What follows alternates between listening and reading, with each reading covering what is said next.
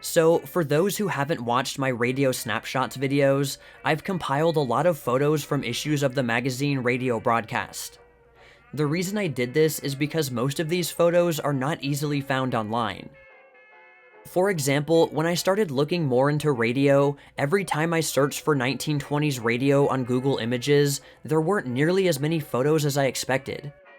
So, while the photos in this collection can technically be found online, most people won't know where to find them. The photos featured in this first collection cover all the issues of Radio Broadcast from May 1922 to December 1923, which was the initial radio boom period, the time when radio shot into the mainstream. So, without further ado, let's get into it.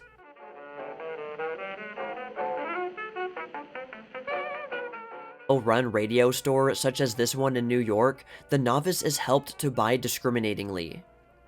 Many stores do nothing more than put their apparatus out for sale without bothering or knowing how to help the broadcast listener get the best value for his money. The radio department of a large electrical supply house. Here, the experimenter and broadcast fan can obtain about anything they want, from complete sets to binding posts. Young America is learning to make its own radio equipment. Schoolboys form a great percentage of the radio fans. The growth of this tendency means more and better reservists, eventually better citizens. The program doesn't seem to agree with curly hair. All the other members of the radio audience, however, seem gravely attentive to the output of the receiver with which they are being entertained in Central Park, New York. By means of this portable transmitting and receiving set, radio reservists are able to communicate with each other and with headquarters while en route. Mr. Jones, meet Mr. Smith. He is the man who knows all about the so-and-so company. At these magic words, the radio department ceases to function. The sale was made the instant the salesman placed the desired unit in the customer's hand. By means of this clockwork arrangement, a buzzer, key, a dry cell or two, and a pair of telephone receivers, the youth of today learns the international, continental code. He not only fits himself for a place in the reserve or a position in radio, but actually secures much enjoyment which others miss. Good material for our radio reserve. 17-year-old R.E. Leppert Jr. of Harrison, New York, and his 11-year-old sister, Vera, in a car that he designed, with a complete radio outfit designed and built with his own hands. He found the wreck of an old Ford in a ditch by the roadside and persuaded his father to buy it for the parts. Then he got new wheels and designed the body, which he had a tinsmith make. He began with radio telephony 3 years ago, trying a simple crystal outfit first. Since then, he has made many outfits, each an improvement over the previous one. Motorcycle for police, equipped with the Thompson submachine gun and a radio outfit. This is the most modern of all police equipment, and is rapidly being adopted by cities all over the country. Casey Stengel is now at bat. Mr. W.O. McGeehan broadcasting one of the World Series games for WEAF. Where the Army gets the news of the world. European Intercept Room, Signal Corps Radio Station, Washington, D.C. The Chief Police Inspector's Office in New York City has been equipped with this powerful broadcasting station, which is being used to run down escaped convicts and other criminals. By cooperating with the police in other cities by radio, a huge network may be thrown over the entire country. Putting the traveling salesman on the air at WGY, Schenectady.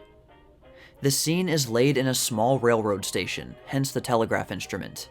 The director's phones, padded to exclude all local sounds, are connected to a set outside, which is tuned to the concert. By holding up printed cards, he can inform the players how they are registering. A class in accounting at the Harran High School conducted by radio. Music hath charms, but not to soothe the too savage breast of this royal prisoner at the Bronx Zoological Park in New York. When music from a broadcasting station was turned on, Chief Keeper John Toomey was glad he was on the outside looking in. Not all the animals lacked the musical appreciation of this lion, however. Trying it on the bears. They liked it, especially the organ music, and were inspired to stand on their hind legs and crowd up close to the loudspeaker. Grandpa felt 600 years younger and seemed decidedly pleased with the radio music. It is estimated that Grandpa celebrated his 269th birthday about the year Columbus came over. American boys in the Philippines are progressing very rapidly in acquiring real technique and homemade sets. They are handicapped somewhat by being so far from the source of supply and large broadcasting stations, but their work is already quite creditable. Santa Claus tells a Christmas story. In the radio room of a daily newspaper, getting news dispatches direct from Europe.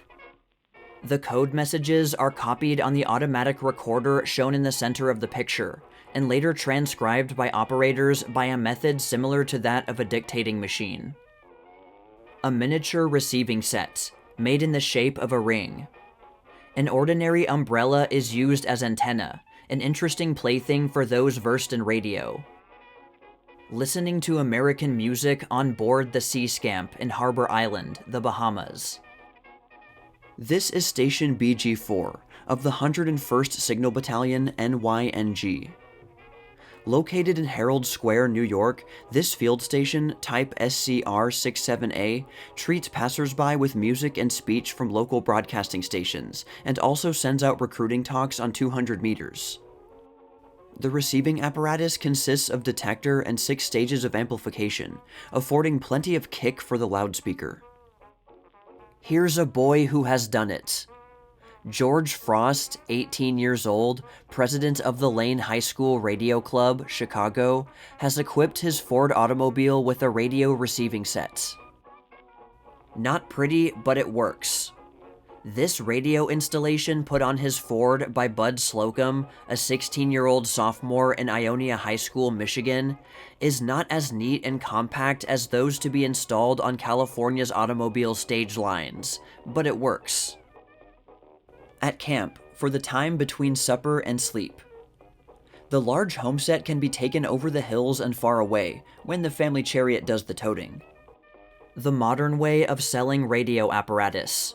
A club room fitted with radio equipment in the rear of a dealer's store. The Signal Corps aerials, receiving loops of the Signal Corps radio station, Washington, D.C. Headquarters of the Army Radio System in Washington, the control station of the Army Radio Net, Captain W.B. Wolverton, in right foreground, in charge. Frank Walsh, an inventor of Brighton, England, playing a game of chess by radio with his brother, who is in Paris. This is a receiving and transmitting station in the French police truck.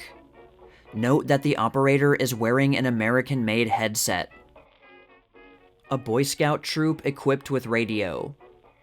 The Scout with the knapsack has in it the complete wireless telephone transmitting and receiving station, including the necessary tuning apparatus, telephone receivers, batteries for power, aerial and ground wires.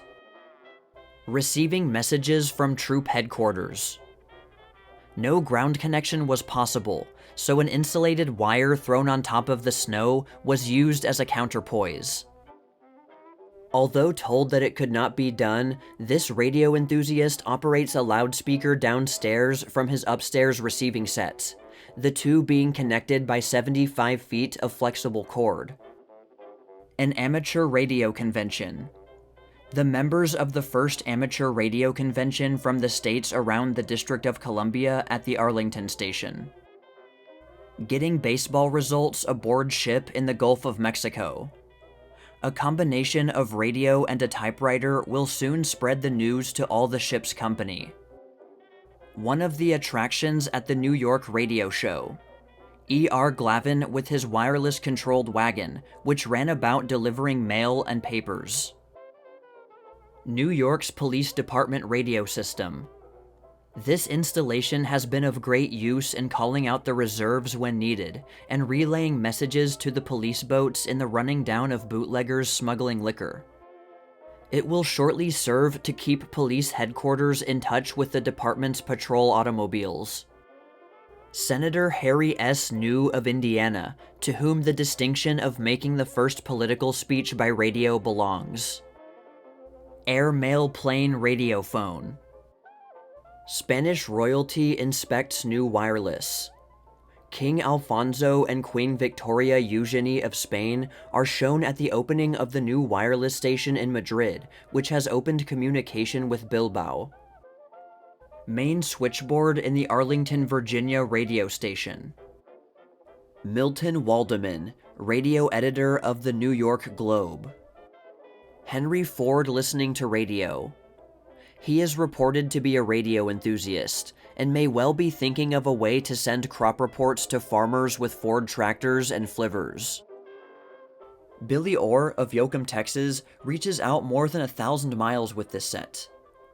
He saved up for a few simple parts, wound his inductance on a salt box, salvaged some old telegraph wire for an aerial, used his dad's auto storage battery as the ABAT, and pulled in Detroit, Denver, and Atlanta. He has left plenty of room for the stage or so of amplification which he hopes to add. A progressive New York shoe salesman has installed a radio receiving set to entertain his customers.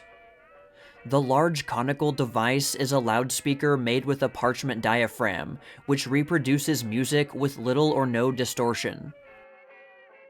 Listening to an address by Governor Pinchot in Orrstown, Pennsylvania. In this rural community, young and old gather in the little schoolhouse to hear the broadcasts received on the set owned and operated by Miss Hannah H. Kiefer, Director of Rural Education in the Cumberland Valley. This receiver, with the power amplifier, is used in 12 different community centers, and has brought in stations from Iowa to Texas and from Canada to Cuba. At the seashore or away in the mountains, it is now possible to be in almost constant communication with the city. This portable radio set has a receiving range of several hundred miles, and a transmitting range of 4 or 5 miles. Recent tests have proven that communication between moving trains and land stations along the route is now practical, and Edgar Sisson Jr. is here shown operating the outfit on Lackawanna Train number 3. Just a small part of the audience. Small in stature, but not in enjoyment. 3 youngsters of Morrisville, Pennsylvania listening to a concert. Convalescing to the strains of radio music. Hearing his first opera. An eyeful getting an earful. When Johnny Hines, having slipped the cans on, listens enraptured through a phone cord made of clothesline, nothing short of Hope Hampton, co-star in classics of the screen, can wrench the observer's fascinated eye away from him. An Englishman tells the bare facts.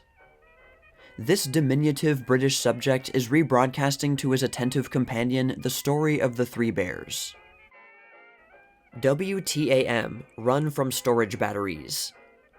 This 1,000-watt broadcasting station, built and operated by the Willard Storage Battery Company, has recently opened up in Cleveland, Ohio. It sends on a wavelength of 390 meters. Alexander Graham Bell, finding his own invention a source of annoyance, had it removed from his room in favor of a radio receiver. Mr. Bell is now 75 years old and an ardent radio enthusiast. What kind of noise annoys an oyster? This battery of noise-making devices looks as if it might annoy anybody, but the volume and quality of the sound is arranged so as to seem like the real thing to radio listeners. The players are, from left to right, Lola Summers, Rose Kahn, Frank Oliver, Edward St. Louis, and Edward Smith. Between Miss Kahn and Mr. Oliver on a stand is the Bell effect. Mr. Oliver is making it rain cats and dogs with his right hand, and producing the world's most terrifying thunder on the thunder sheet in the background with his left hand. On the table are dishes for what is picturesquely called smash effects. Mr. St. Louis is busy with the telephone effect, and Mr. Smith is coaxing the windstorm machine to the limit. Mr. St. Louis follows the entire play, the others having individual parts. Mr. Oliver is serving as property man, his job being to produce the rattle of the dishes, silver, etc. necessary to create atmosphere. His part is on the table before him. Von de Leith as program manager. The original radio girl, now in charge of the broadcasting programs at WDT New York, is a composer of songs, a recording artist for the phonograph, possessor of a contralto voice of 3-octave range, a pianist, director of an orchestra of 60 pieces, and a recitalist. Hers was one of the first women's voices to bridge the Atlantic. All who have heard her over the radio will agree that she certainly knows how to put over a song. Billy Jones and Ernest Hare, two of the most popular funmakers who ever faced the microphone at WEAF. This popular pair had a big ovation at the Tell and Tell station in New York at their first appearance last July, when they caroled about the scarcity of a certain tropical fruit. Considerable experience in recording for the phonograph has taught them how to put over their acts most clearly and effectively for the radio audience. The snappy University of California Orchestra at KPO. This sextet has provided, for those tuned in on the Hale Brothers station in Frisco, much sparkling jazz. Miss Eunice L. Randall telling a bedtime story in WGI, Medford Hillside, Massachusetts. One of Uncle Sam's agents broadcasting weather, crop, and market reports for the benefit of our farmers. Thousands listen to this service. The organ at WOO. KSD's aerial on top of the Post-Dispatch building in St. Louis. The studio at WJZ, Newark, New Jersey, showing microphone stand in background. WHAZ, Rensselaer Polytechnic Station at Troy, New York. Another newspaper broadcasting station, WGM in Atlanta, Georgia. Thomas McGranahan, Regina Vicarino, and Percy Hemis singing The Impresario for the invisible audience. The Impresario Company on the stage. A rehearsal in Madame Kaufman's studio, Carnegie Hall, New York. Through an arrangement with Hoot Funken Company, the Berlin Stock Exchange has installed radio in its office for supplementing the ticker.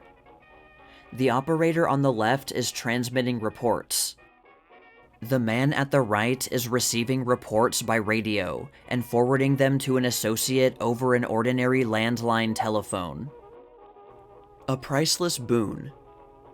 To an ordinarily active person who is forced by accident or illness to pass many long hours of inactivity, a broadcast receiving set is a blessing.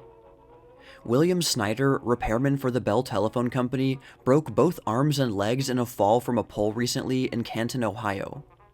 Friends among his fellow workers conceived the idea that a radio set might help to pass the tedious hours. Accordingly, a receiver was installed, and the patient was able to keep in touch with the world beyond his hospital window, hearing the concerts every afternoon and evening. The microphone in the pulpit of Calvary Church, Pittsburgh, Pennsylvania. Note its location and the felt padding used to guard it against vibration. Amplifying box and switches leading to the various microphones located in different parts of Calvary Church. An operator, in this photograph W.W. Rogers, sits up with the choir and throws the switches to open the proper microphones at the right times. William Jennings Bryan as he looked preaching his famous sermon, all, to the congregation of the Point Breeze Presbyterian Church, Pittsburgh, Pennsylvania, and by radio to unseen thousands. Note the microphone just under the pulpit lamp. Mr. Bryan received more than 5,000 letters about this, his first sermon by radio.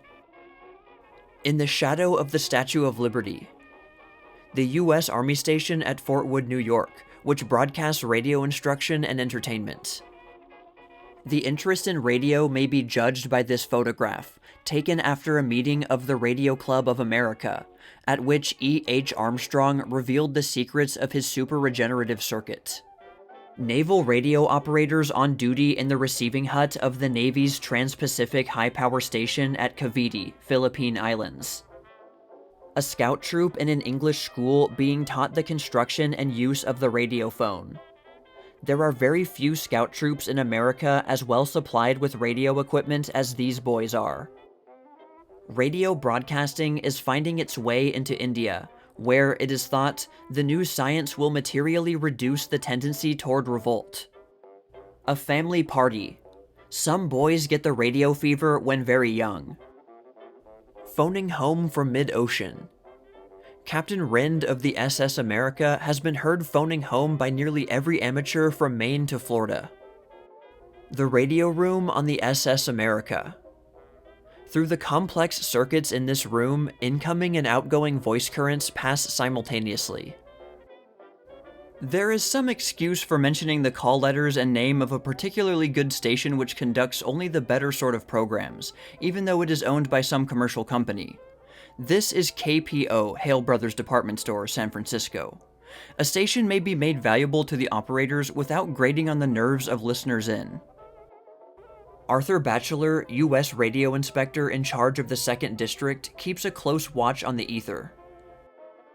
Transmitting market quotations from the Chicago Board of Trade through a microphone to Westinghouse station KYW, operating the latter automatically. Ticker quotations of the Chicago Board of Trade posted here, and the radio operator is in a position to note every price change promptly. A class at Lane Technical High School studying radio.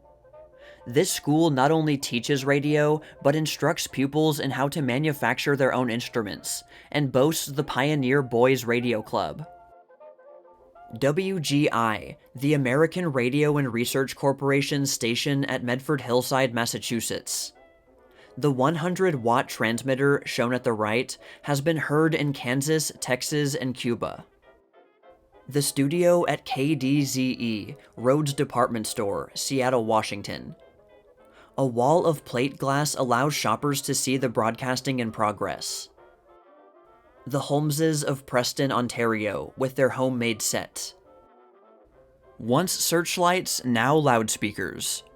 These horns, used during the war to illuminate an English flying field, have been converted into amplifying horns for broadcast reception. There are 2 receivers. The upper one is used with the detector and 2 stages of audio frequency amplification for receiving, with nothing more than a ground connection. The lower set includes 3 stages of radio frequency amplification in addition, and is used for either ground or loop receiving. Chief Strongwolf, whose Indian name is Gayu Mawanda, is an eloquent speaker. Perhaps you have listened to one of his very convincing pleas for citizenship for the American Indian. Grantland Rice, who reported the World Series baseball games play-by-play. George T. Johnson is the chief of police at Pueblo, Colorado. He has established a police service between Denver, Colorado Springs, and Pueblo. Perhaps you would be as well pleased if the chief did not mention your name. Elmer E. Bucher finds time to send and receive now and again, despite his very busy life. He has written some of the most popular radio books, and directs the sale of amateur equipment for the Radio Corporation of America. Eddie Cantor entertains about 2,000 people a night when he appears before Broadway audiences. In a single evening before the microphone, he entertained more people than he did in an entire season on the stage. Mae Peterson, the noted soprano of the Metropolitan Opera Company, has favored the invisible audience with her singing, and we may say with no fear of contradiction that she has been heard by more than 100,000 people in a single evening, when she sang at WJZ. Mrs. W. E. McAdams and Miss Murdis, well known in Georgia before radio broadcasting became so popular as an indoor sport, now have made many friends among the listeners in almost every state in this large country of ours, through WSB. V.A. Randall is one of those men of mystery who tell you what the next number is to be, and who is going to perform. Mr. Randall is studio manager of WEAF, and his voice has been heard in thousands of homes. W.J. Roche operating the Tunit unit developed by himself and Herbert Pearson.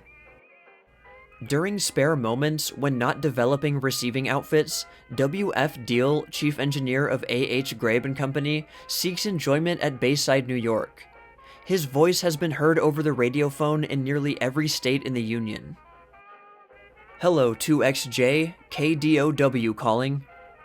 The voice of Chief Radio Officer F.G. Black of the SS America was heard in several thousand homes as the history-making radio telephone tests were carried on between that vessel and the Deal Beach, New Jersey station of the Western Electric Company. The man who speaks to you from WGY.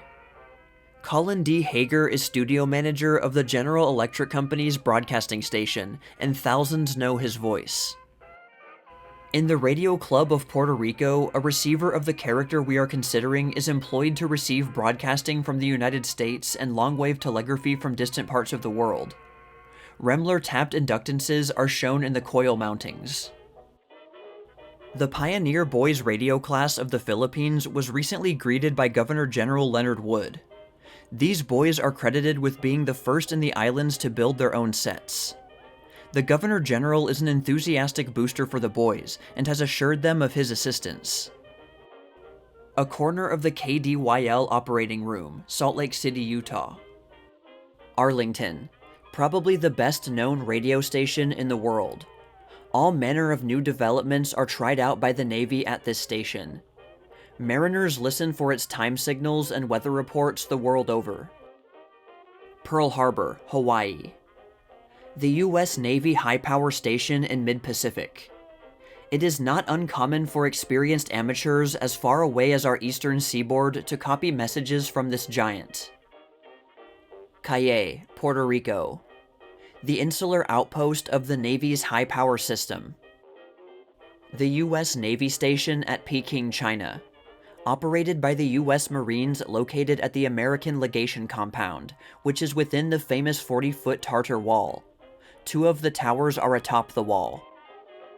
George Frost, the 18-year-old president of the Lane Technical Club, with a cup which he recently won at an exhibition. The Air Mail radio station in Washington. The antenna above the Edmonton Journal building in Edmonton, Alberta, Canada. The interior of the Edmonton Journal's broadcasting station. Most of the transmitting and receiving equipment is of English manufacture. The receiving tubes, located on the panel at the right, are quite different in form from the American tubes, and the receiving set above them is also quite different from those we use.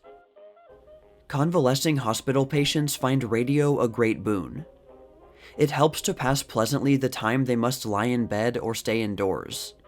A whole troop of scouts should have little difficulty in earning enough to pay for the installation and upkeep of a set such as this in the hospital in their community. WEAF's new home. The large studio of the American Telephone and Telegraph Company, New York. From a control booth commanding a view of both studios, the announcer can cut in an artist in the small room, while an orchestra, for example, is preparing to go on in this one. The comfortable reception room, with doors leading to both studios. Generator room on the SS Ulua. The motor generator may be seen in the foreground to the left. Directly behind it are the 2 banks of Edison storage batteries used for radio as well as lighting in emergency. To the right is the 2 kilowatt transmitting outfit, which is automatically controlled by switches located in the operating room. The Knights of Columbus Free Radio School in New York, where some 100-odd students, most of them ex-servicemen, are learning the theory and operation of radio apparatus. Mr. L.W. Meekins broadcasting foreign inquiries from WGI, Medford, Massachusetts. A Swiss firm wants to buy 10,000 electric light sockets, is the report. Next morning, the U.S. Bureau of Foreign and Domestic Commerce has scores of applications for the name and address of the Swiss importer. The Department of Agriculture explains its radio service, showing how people living on farms or in remote districts can profit from the crop and market reports. The announcer's booth installed by the engineers of the American Telephone and Telegraph Company. On the flagpole just above the booth will be noticed one of the microphones used for picking up cheering.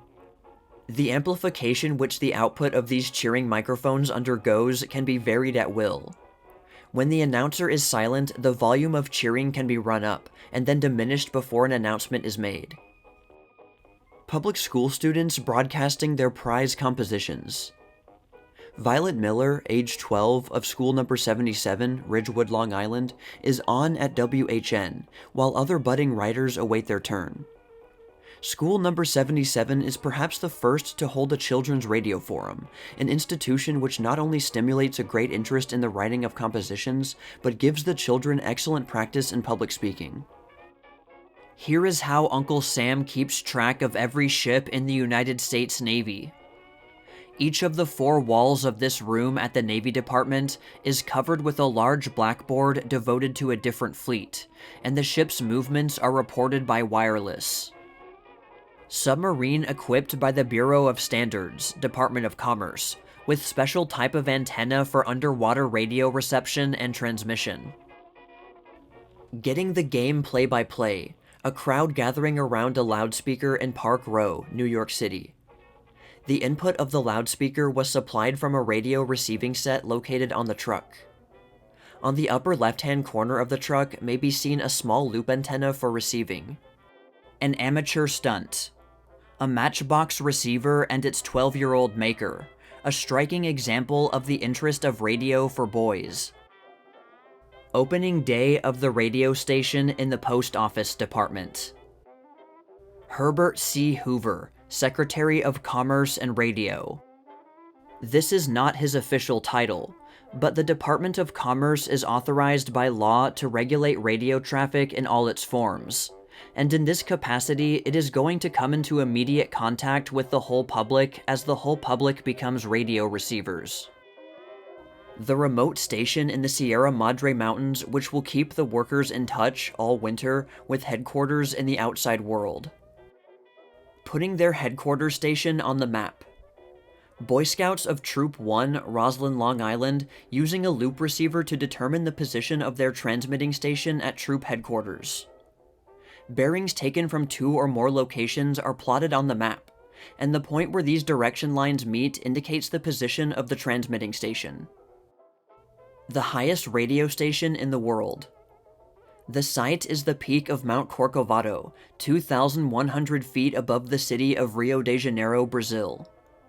Workmen erecting the aerials experienced many thrills, when the slightest misstep would have meant a plunge to the depths below. A pushcart set. One of these Kansas City scouts is pulling on a guy rope fastened to a mast made of scout poles lashed together. A receiver that cost 21 cents. 2FP, sometimes used by David Talianoff, whose fist is well known to amateurs. This station has been heard in every state and far beyond the boundaries of the continent. The best-known radio station in the world, NAA, Arlington, Virginia, whose distinctive spark note is heard every noon and evening by thousands of people, both afloat and ashore, who tune in to keep posted on the time, news, and weather. The hub of the radio universe. Mr. R.H.G. Matthews, known to hams as Matty, is here shown operating the hub, which is so called because, located in Chicago, it is a clearinghouse for amateur messages in all directions. John A. Gellhog's new station, located in Baudette, Minnesota. This picture was taken November 27, 1922. The aerial is out of the way under the top. With this portable set, Mr. Gellhog has heard long-wave arc stations hundreds of miles away with a single tube. While the car was making 25 miles an hour, he has copied signals from a spark coil transmitter using 12 watts input up to 5 miles. The station of Harold Robinson at Keyport, New Jersey. When built, the transmitting apparatus of 2QR was of better design than that employed on most commercial vessels. However, spark transmitters are rapidly going into the discard in favor of the continuous wave system. The tube transmitter which supplanted the one shown at the left in this picture was heard in Aberdeen, Scotland. Where the West begins and the tall corn grows. The stuffed birds hovering near the ceiling, the bits of wisdom stenciled on the walls, and the rustic furnishings give this music studio of the Palmer School of Chiropractic in Davenport, Iowa, an unusual appearance, to say the least. The attractive studio at WHN, a low-powered station at Ridgewood, Long Island. The immaculate operating room at PWX, Havana, Cuba. Operating room at the Los Angeles Times station. Listening to Cuba from Cuba. A Sunday crowd gathered about the grocery and liquor store at San Jose de las Lajas, a Four Corners 25 miles from Havana, to see their first radio set and hear their first concert broadcasted by station PWX of the Cuban Telephone Company. The announcer at a church service has an inconspicuous position. The cabinet beside him controls the system of microphones, which are located at various points in the church, and also the degree of amplification used for each selection. He is in communication with the broadcasting station by telephone, and he listens in to the service as it is broadcasted by means of a local receiving set. Broadcasting dance music from a place where there is dancing. Vincent Lopez's well-known orchestra in the Hotel Pennsylvania Grill Room is heard twice a week by WJZ's audience. Governor Channing H. Cox of Massachusetts, broadcasting from WGI, the American Radio and Research Corporation station at Medford Hillside, Massachusetts. Dr. Ernest M. Stiers, whose sermons have been transmitted by wire from St. Thomas's Church, New York, to WJZ, and from there sent out to a huge radio congregation. Tita Rufo singing at the first of the concerts from the Brooklyn Navy Yard. Mr. H.B. Thayer talking to London from New York. Rear Admiral C.P. Plunkett, U.S. Navy, through whose courtesy a series of monthly concerts is being broadcasted from station NAH at the Brooklyn Navy Yard. The station operates on a wavelength of 507 meters. Admiral Plunkett is here shown at WJZ, Newark, New Jersey. Out of the studio broadcasting in the Japanese capital. The Viscount Shibusawa addressing a vast crowd in Hibiya Park, Tokyo. Chief Operator and part of Detroit News Radio Laboratory. Detroit News Auditorium. Detroit News Radio Broadcasting Installation. Transmitting panel at left, control panel at right. Detroit News Radio Laboratory Power Room. Aerial terminal on Detroit News Building.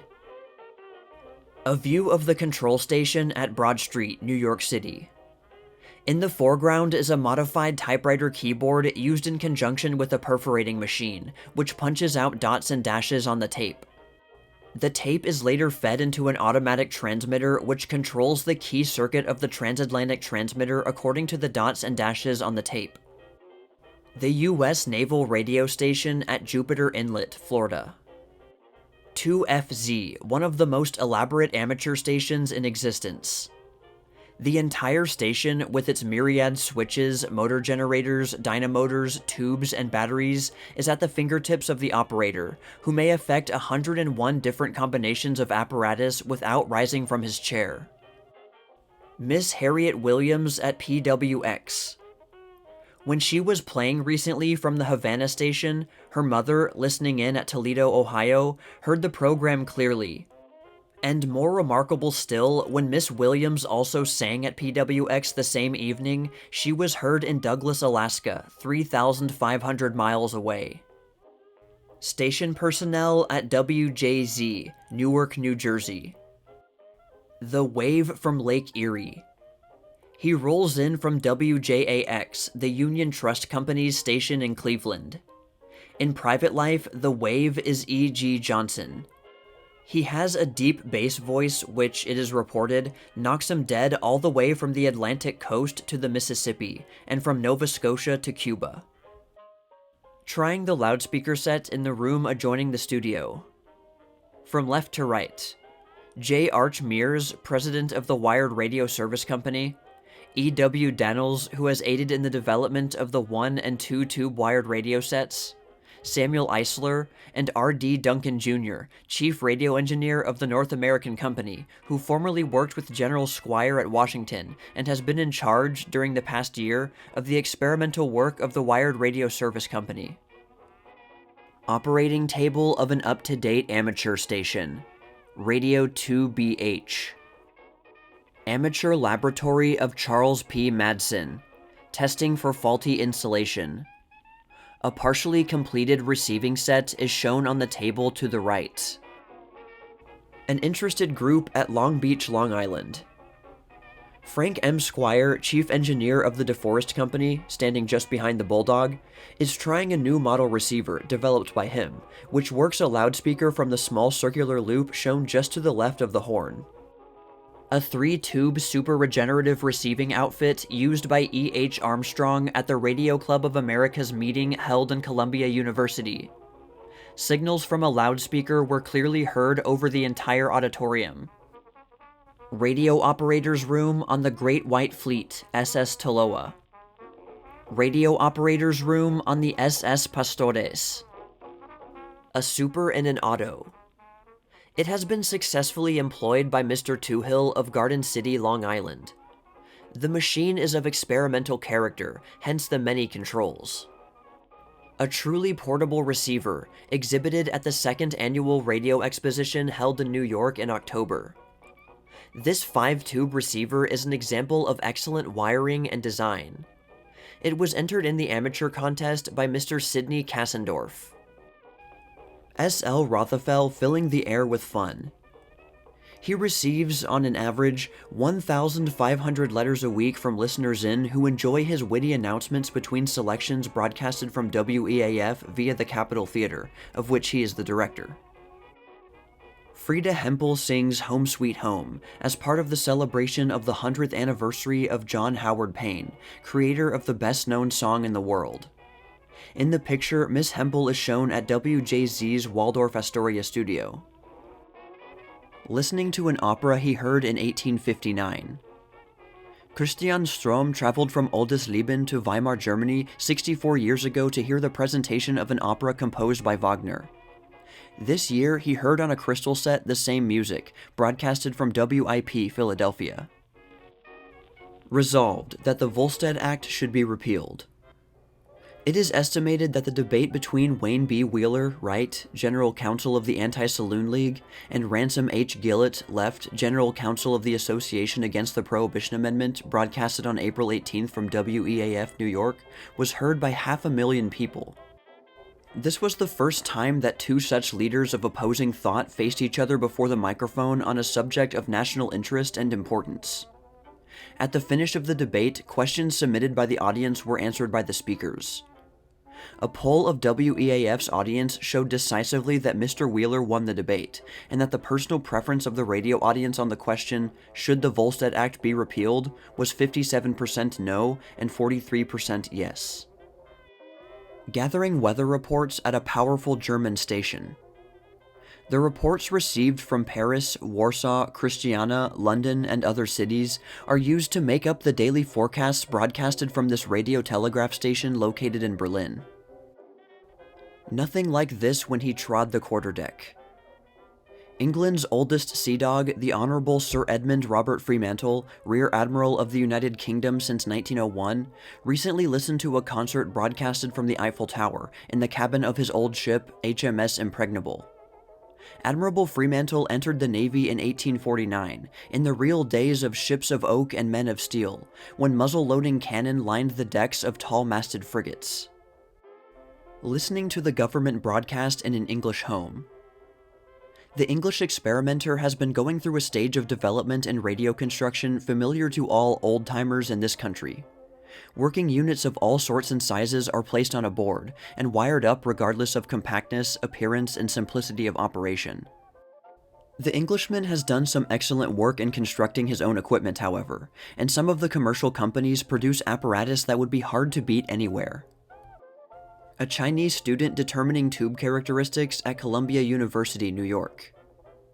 Mr. Xu S. Man, a graduate of Hong Kong University, came from China to do advanced research work in this country. He is here seen testing the amplification characteristics of a vacuum tube under various plate and grid voltages.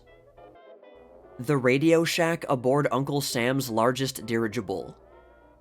The ZR-1, recently completed at Lakehurst, New Jersey, is equipped with a 3 kilowatt continuous wave transmitter and a Navy-type receiver. The aerial consists of about 100 feet of wire, weighted at the end, which is paid out through the side of the gondola. John T. Robertson, radio operator on the ZR-1, is shown at the window of the operating room. During the first flight, he kept the station at the Lakehurst field in constant touch with the ship's maneuvers. "Is it Pittsburgh, Mr. Gallagher?" "No, Chicago, Mr. Sheen."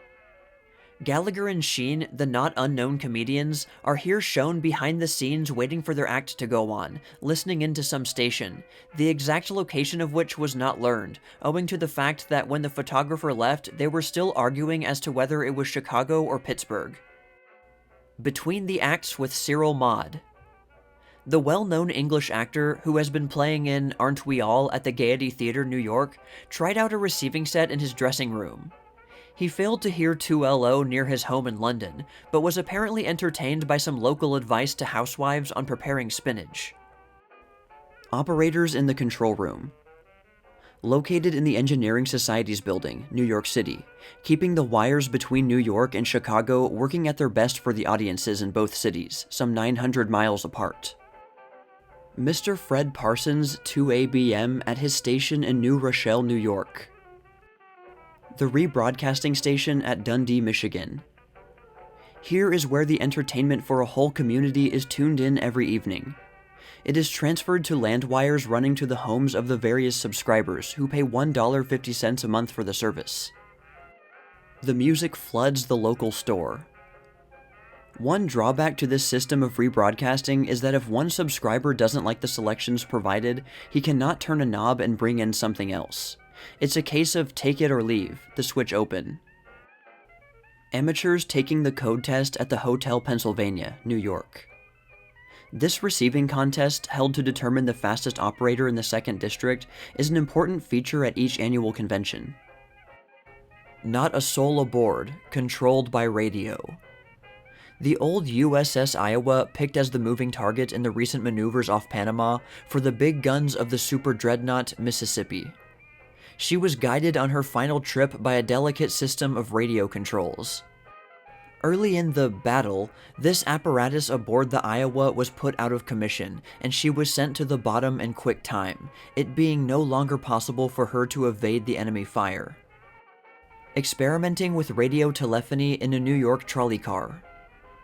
The 3rd Avenue Railway Company, in conjunction with the General Electric Company, has completed a series of experiments wherein radio carrier currents are used on the feeders and trolley wires of its overhead system as a means of communication between points on the system.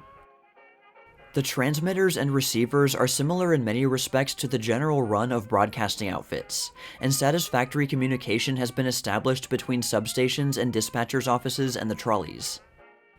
Since the receiving point may be at any point of the line, emergency calls will reach their destination in record time, and the exact nature of the apparatus needed to remedy whatever troubles may develop will be transmitted. In this way, operating delays will be reduced to a minimum. Conductor George Dwyer is shown trying out the new apparatus. Sir Basil Thomson broadcasting his farewell to America. The former director of the Special Branch Detective Division of Scotland Yard giving from WJZ's Waldorf Astoria studio in New York his last talk before sailing for the Bahamas. Transmitting radio messages with the teletype machine. Chief Gunner J.J. Delaney at the Naval Radio Station, Washington, has only to press the keys as if using an ordinary typewriter. The letters, automatically put on the air as radio code signals, are instantaneously decoded again at the receiving station by a machine which also prints them, in English, exactly as they are sent. No handle to turn on this hurdy-gurdy. This outfit recently made its appearance on the streets of London, where all and sundry were regaled with radio melodies. Within the box is a 4-tube receiver, and 2 loudspeakers facing in opposite directions. It is said that everyone from a newsboy to an MP can be stopped in his tracks at 200 yards range when this apparatus opens up. The most critical of circuits does not intimidate the American youth, and wrinkles he is responsible for sometimes find their way into the design of commercial equipment. This boy made the 3-tube super regenerative receiver he is operating. A boy built this outfit for $27.80. It is a 3-circuit regenerative receiver with a detector and 2-stage amplifier, and would cost between $100 and $130 if purchased ready-made. Winner of the Hoover Cup for the Best Amateur Station. The Hoover Cup, awarded annually to the owner of America's best amateur radio station, has been presented to Frederick R. Ostman of Ridgewood, New Jersey, operator of station 20M. This trophy is the highest honor in amateur radio, and is awarded by the Department of Commerce through Secretary Hoover to the best all-around amateur station, the major part of which is homemade. Mr. Frank Frimmerman's station, 2FZ, located in the Bronx, New York, was judged the second best amateur station. An apartment house station that supplies broadcasts to 72 tenants. The landlord of a Newark, New Jersey apartment house has installed a receiver in his building, which gets broadcast programs from all over the East and Middle West. Each family or tenant is a subscriber, having only to plug in phones or a loudspeaker on the line terminating in his own living room to receive the concerts that operator James Walsh tunes in. An automatic sender is a great help to the would-be telegrapher. He can turn it on at any time and receive code messages at any speed. This boy uses either the hand key or the machine to operate the small buzzer shown on the key baseboard. By comparing his own sending with the smooth, perfect sending of the machine, he is able to improve his own fist very quickly. Gob fans on the USS Maryland. Many homemade sets are turned out by radio enthusiasts in the Navy. This particular quartet, Arthur Johnson, Thomas Frank, Frank June, and Alvin Munn, are known as the Movie Gang, as they operate the movies on the Maryland. Sir Arthur Conan Doyle and Lady Doyle at WJZ. While Lady Doyle broadcasted her views on spiritualism from the Radio Corporation station at Newark, Sir Arthur, known to everyone as the creator of Sherlock Holmes and lately come into public attention as one of the foremost investigators in the field of spiritualism, marveled at the potentialities of radio telephony. 3 Radio Corporation principals at the opening of Radio Broadcast Central. Left to right. Mr. Owen D. Young, Chairman of the Board of Directors. Dr. Alfred N. Goldsmith, Director of Research, and Major General James G. Harbord, President of the Radio Corporation of America. Their speeches marked the opening of the Aeolian Hall stations, WJZ and WJY, on May 14th. When a tube blows, it is necessary for the operator in the operating room on the roof merely to cut out the transmitter thus crippled and switch in another. There are 2 separate broadcasting channels, one for WJZ and one for WJY, and each channel is equipped with 2 transmitters. Besides the operating crew, there is a man constantly listening in for vessels in distress. If he hears an SOS, the broadcasting is immediately suspended. Reserve officers at Camp Vale, New Jersey. Using an outfit with a collapsible loop. With this little machine, it is possible to send and receive, even though located deep in a dugout.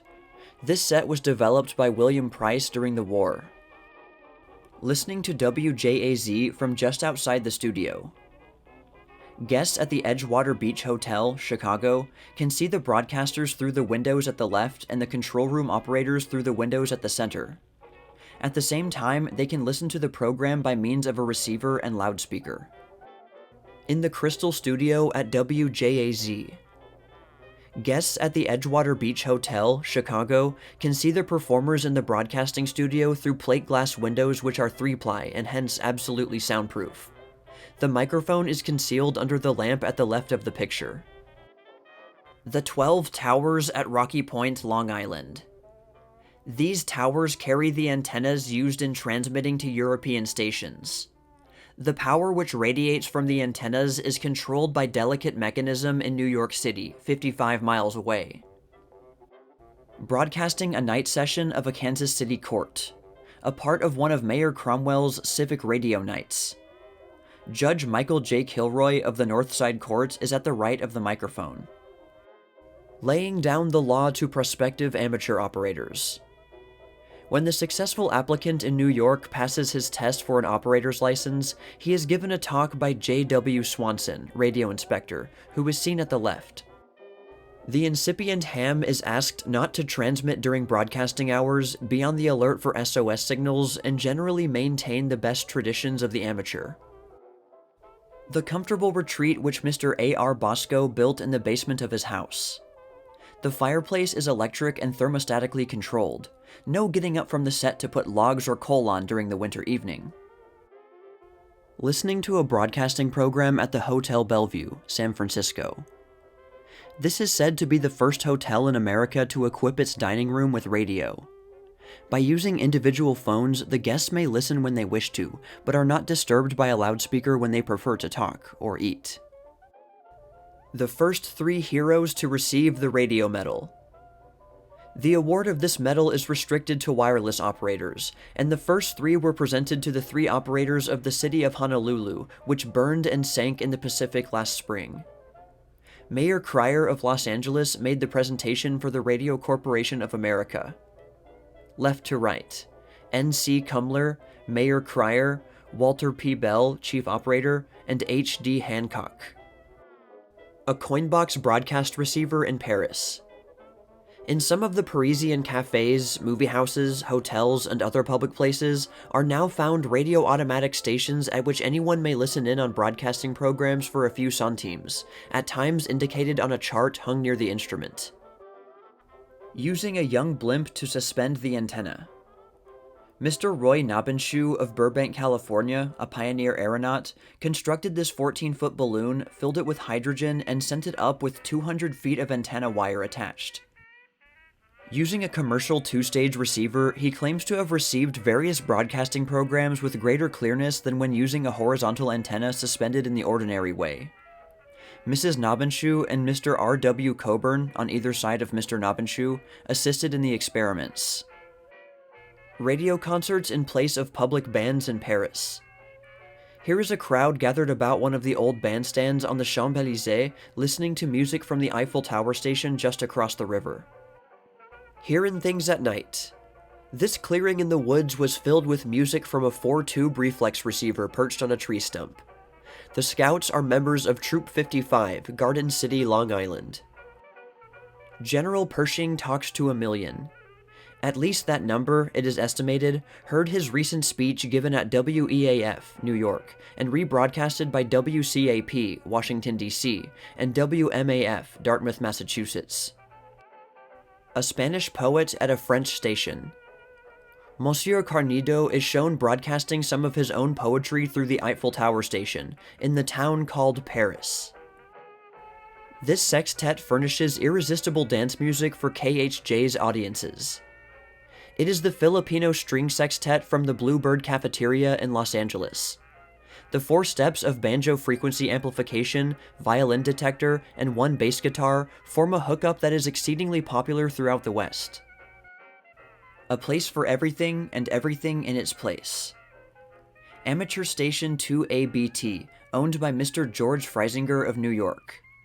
It is one of the most elaborate in the East, and its performance is in keeping with its appearance, as Mr. Freisinger, at right of picture, has heard stations in Europe as well as all over America.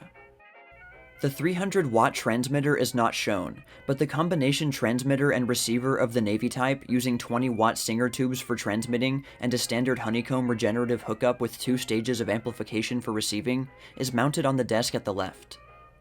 In the center is a special type of amateur receiving unit with 2 stages of AF amplification. At the right is a 3-stage power amplifier. The boom is on in England, and manufacturers are hard put to supply the increasing demand for broadcast receivers. These women are doing light assembly work at the Marconi Works in Chelmsford.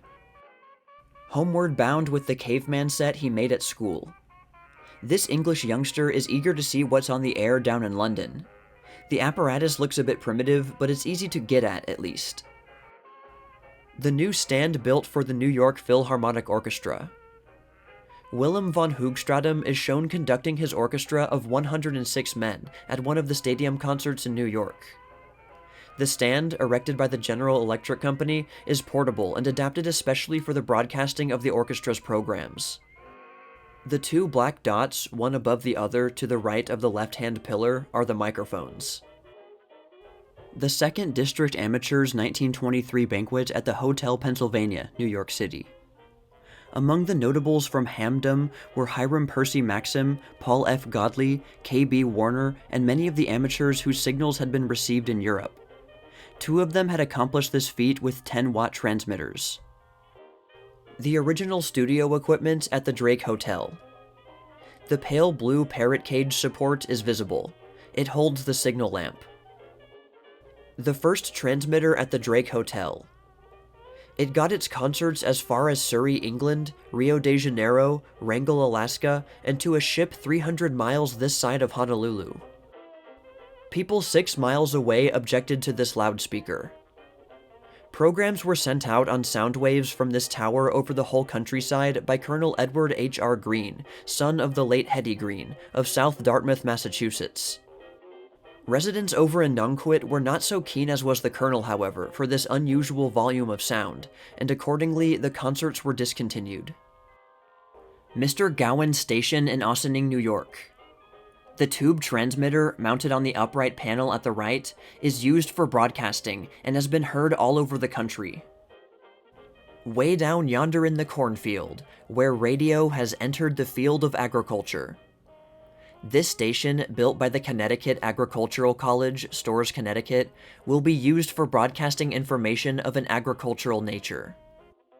The first amateur transatlantic station. It was built in less than 2 weeks and operated by, left to right, E.V. Amy, John Grinnan, the first amateur to send directly across the U.S., George Burghard, E.H. Armstrong, inventor of regeneration and superregeneration, and Minton Cronkite. Edwin H. Armstrong, explaining the principles of his latest invention, superregeneration, at a meeting of the Radio Club of America, held in Columbia University, New York City. Signal stations like this are valuable in communicating with planes in flight and for instructional purposes. Now you see it and now you don't. The fan who begins with a neat set each evening and ends with a set plus wire, parts, junk, tools, etc. is advised against this scheme. Some broadcast enthusiasts procure elaborate apparatus for the purpose of getting the distant stations. In a receiver of this type, there are entirely too many adjustments for the ham to bother with, especially where rapid DX, long-distance relay, work is carried on. Speaking to the nation from St. Louis. In his address of June 21st at the St. Louis Coliseum, President Harding said, "It has seemed to me that nearly every city and village from the Potomac to the Pacific has bestowed an invitation and a tender of hospitality. I would like to say to you, because in saying it to you I am speaking to many others in this marvelous age of communication, that I very genuinely regret the impossibility of accepting all of them. Quite apart from the personal satisfaction and renewed assurance and direct contact with our people, I think that there is vast benefit in bringing the government a little closer to the people, and the people a little closer to the government, and closer to those temporarily charged with official responsibility." The first radio recital from WGI, Medford Hillside, Massachusetts, was played by Miss Di Buell. The concert was transmitted from an office temporarily made into a studio. The walls were hung with blankets and then covered with wrapping paper. The sound was caught by the large megaphone, which at the time of the concert was at the extreme end of the sounding board of the piano. Although the broadcasting was rather crudely arranged, this music was heard in Ohio and Maryland, and other places between 500 and 1,000 miles. Another record for the Leviathan. Chief Radio Officer Pictorial and his assistant A.C. Tamburino are holding some of the 4,000 messages sent and received during the vessel's first trip to Europe and back since her reconditioning. Cornelius Cole, 101, and Richard Hedrick, 6, at KHJ. Here, messages are sent and received throughout the world. The Radio Central Room of the U.S. Navy Department. Communications are transmitted to Lyon, London, Balboa, and to fleets operating near Constantinople. This station has picked up a message from Cairo, Egypt. The clariphone, or static eliminator, invented by W.J. Scott of the Navy Department, is seen in the background, small cylinders projecting from a large horizontal cylinder. Receiving 5 concerts at once with superheterodynes. Claude Golden in the research laboratory of the Experimenter's Information Service, New York, tuning in on Pittsburgh, Chicago, Schenectady, New York, and Cleveland. The Radio Corporation's new message center at 64 Broad Street, New York. In this room, messages are exchanged at high speed between America and France, Norway, Germany, and Great Britain via the Great Transmitting Station at Rocky Point, Long Island, and the receiving station at Riverhead, Long Island. The wavelengths used are from 10,000 to 20,000 meters. Li Yuanheng, recent president of the Republic of China, an enthusiastic patron of the popular scientific lectures. He is shown with his son and daughter and Professor C.H. Robertson. The apparatus in the picture was built for this lecture work, and was mounted on panels so as to be accessible from front and rear, allowing every detail to be followed out. 2 5-watt tubes were used for transmitting, and for reception, a detector and 2 stages of AF amplification were used, 3 more stages being added when the loudspeaker was employed. Experimenting with a loop transmitting and receiving station in Shanghai. Cadets of the West Point of China in the Temple of the God of War in Pohotingfu. 2 officers of the military radio telephone squad are on the stage. The charts in Chinese at the back of the stage summarize the applications of radio. During the last 2 years, about 400 such audiences have gathered for these radio lectures in China. The Government Radio Engineering School at Shanghai. In the center, X, is Professor T.C. Chung, Dean of the school. With him are some special radio students. The building is finely equipped with classrooms and labs and an operating room in which are various types of phone and telegraph sending and receiving apparatus. Elliot Jenkins, left, and Thorne Donnelly, right, testing their Wrigley Tower outfit. The unassuming shop of Mr. Russell Dio, from which he dispenses radio equipment to Schoharie, New York, and throughout the country. Mr. Frank H. Jones at his receiving station. From here, the telegraph transmitter, located in another room, is operated by remote control. ICW, interrupted continuous wave, transmission is carried on under the call letters 6XJ on 275 meters. This is where the juice originates for 6KW.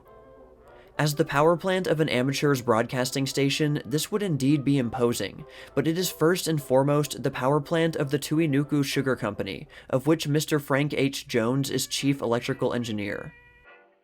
WD-11s and WD-12s on the aging table. The tubes are kept on this table 1 hour to increase the possible electron emission and to test for the degree of vacuum. Lighting out. The tube is placed in a holder leading to the 3 lights in series with the grid, plate, and filament. If one of the lamps lights when a tube is placed in the holder, the operator knows that the tube has developed a short circuit. The mayor of Kansas City listens in on Peter Taylor's outfit. Frank H. Cromwell is the first mayor to broadcast police court sessions and other municipal activities as a means of civic education.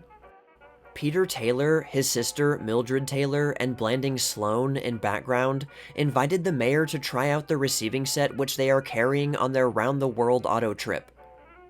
At the time the picture was taken, the car had done 3,000 miles without breaking a tube in the set, which is mounted in sponge rubber.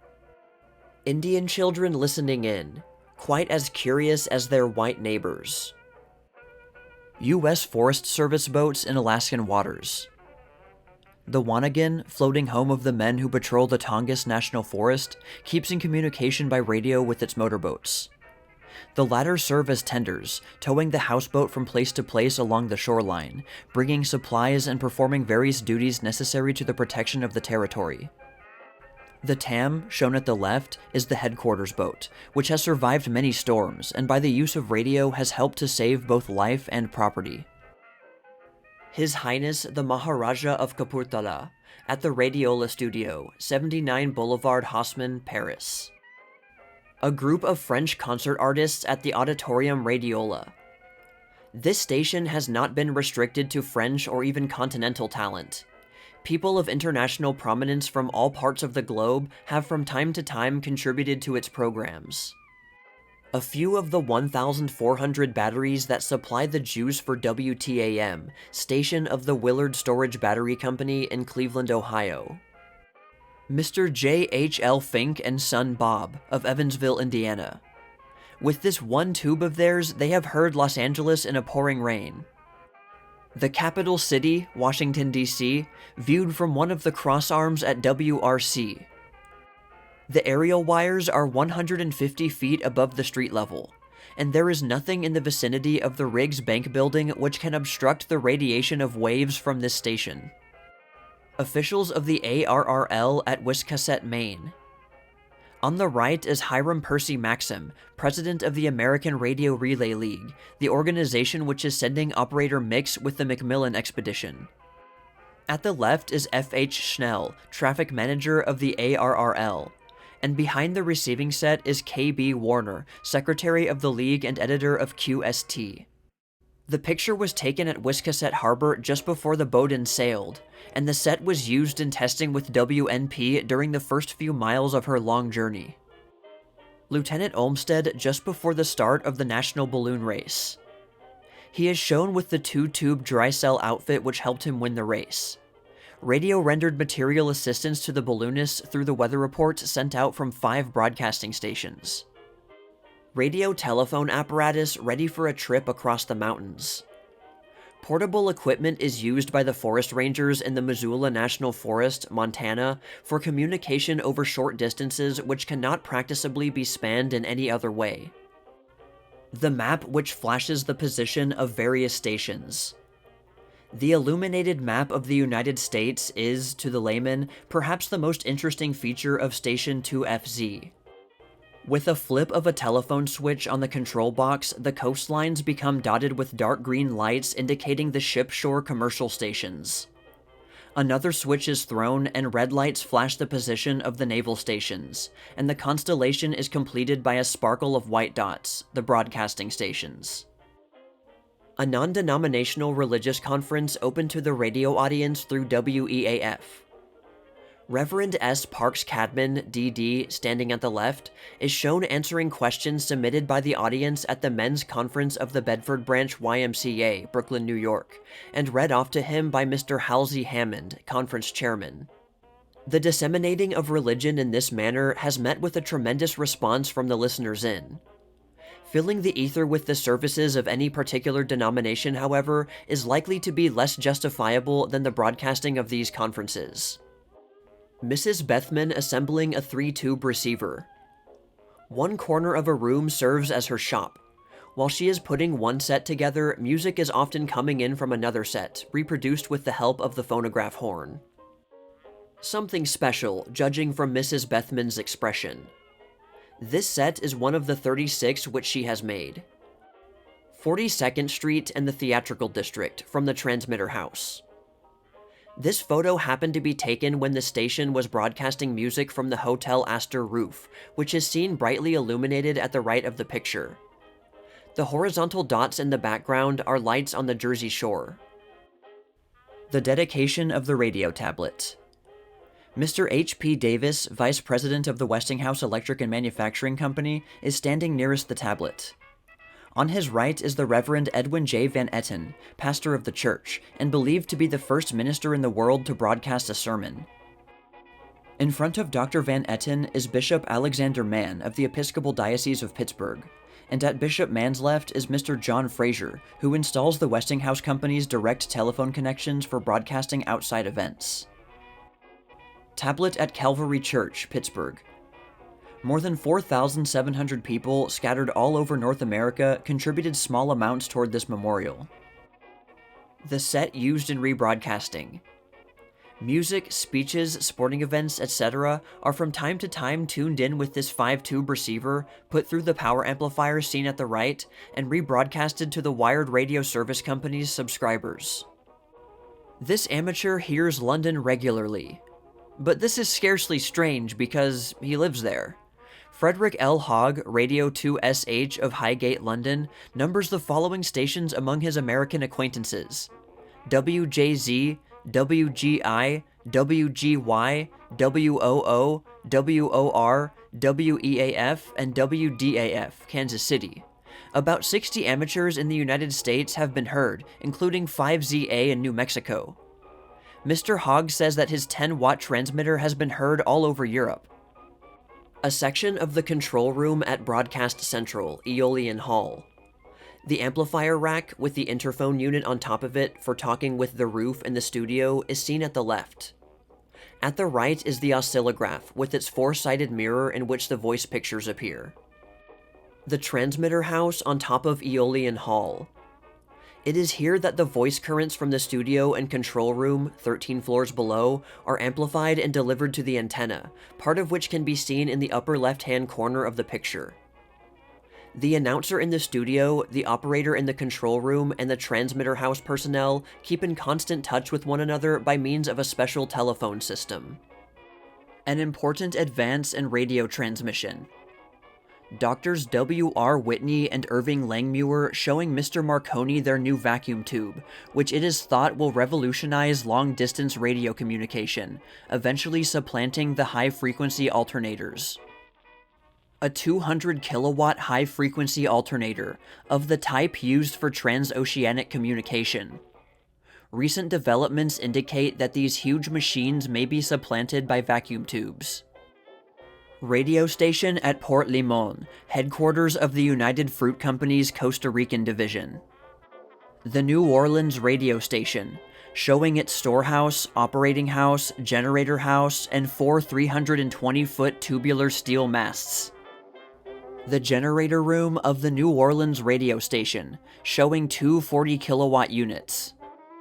The radio station at Almirante, Panama, as it looked on April 1st of this year. The radio station at Santa Marta, Colombia, showing the powerhouse, operating house, and residence for employees. The 100-horsepower radio station at Santa Marta, Colombia. This view of the powerhouse shows 2 50-horsepower kerosene oil engines, air compressor, exciter, a small radio set for ship work, and other machinery. A treat for French broadcast listeners. Madame Georgette Leblanc, former wife of the Belgian author Maurice Maeterlinck, gave a talk on the American moving picture at Station Radiola in Paris. The American Radio Relay League banquet at the Second National Convention in Chicago. Every radio district in the US was represented. There were delegates from Canada and one from France. The convention was a great success, and indicated a very keen interest in the brass-pounding, night owl type of radio, a veritable tribute to hamdom. Were you there? His invention sends symbols through the air. C. Francis Jenkins, Washington inventor, has developed apparatus which government experts have declared should revolutionize wire and wireless telegraphy in the Orient. It photographs the original message, transmits it, and reproduces an exact duplicate of it at the receiving end. Antenna and ground equipment. This assortment consists of heavy insulated copper wire for the ground connection, lighter insulated wire for the lead-in, bare-stranded copper or phosphor bronze wire for the antenna, screw eyes, a ground clamp, insulated double-pointed tacks, a porcelain lead-in tube, a lighting arrestor, and various other glazed porcelain insulators. The receiving station at Bornholm employs this monster loop held in place by a tall mast and many guy wires. It is part of a radio link, something like the one we have been operating between Catalina Island and the mainland. A typical telephone repeater installation, as used on long-distance telephone lines. Repeaters such as are here shown are also used for the remote control of WEAF when broadcasting the games between Brown and Yale, Princeton and Harvard, Yale and Princeton, and Harvard and Yale. A receiving outfit of which the parts are screwed to a tabletop and reduced to simple form. At the extreme left is the A battery switch. Then come the duo-lateral coils, the primary and secondary condensers, and the detector and amplifier bulbs with their accessories. The 6 binding posts on the right are so arranged that 3 headsets may be connected at one time. Behind them is a double throw switch for cutting in the loudspeaker. This radio regenerative receiving set, built by A.C. Phillips, Hempstead, New York, has proved very effective. The antenna is composed of 4 strands of solid copper wire spaced 2 feet, 80 feet long, with a 21-foot lead-in. Height 51 feet. A homemade inductance wound on cardboard is used, with movable secondary and taps on primary. A homemade variometer is used in the circuit as a tickler. The detector and 2-step amplification is made of standard parts. Double pole, double throw switches connect to honeycomb coils for long wavelengths. The following stations have been regularly and plainly heard: WJZ, WGI, WBZ, WGY, WWZ, KDKA, WDL, NOF, 2XJ, IBKA, WYEB. The layout was arranged after a great deal of experimenting with different makes of different parts, and left as shown owing to the fact that results were most satisfactory. 6 sets of phones connected in series around the receiving room afford convenience and comfort for those who listen in.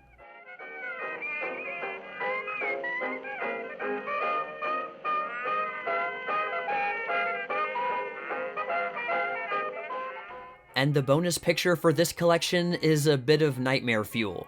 I won't say where it's from to add to the mystery, but it is from the 1920s, I assure you. Well, goodbye for now, everybody, and sleep tight.